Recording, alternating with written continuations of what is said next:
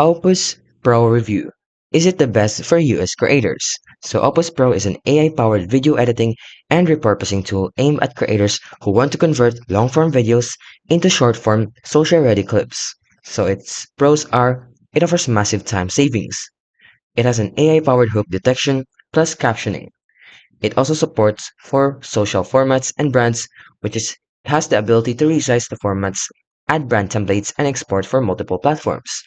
It also offers free trial and free plan options, and it's best fit for users and US creators who are working in long form or short form.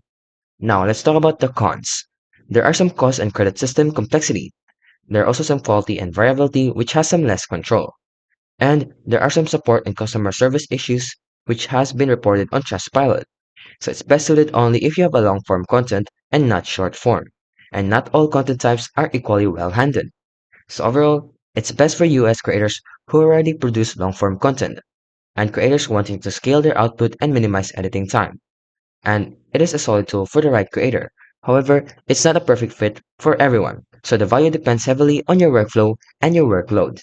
If you like this video, don't forget to like, subscribe, and turn on the notification for more tutorial videos.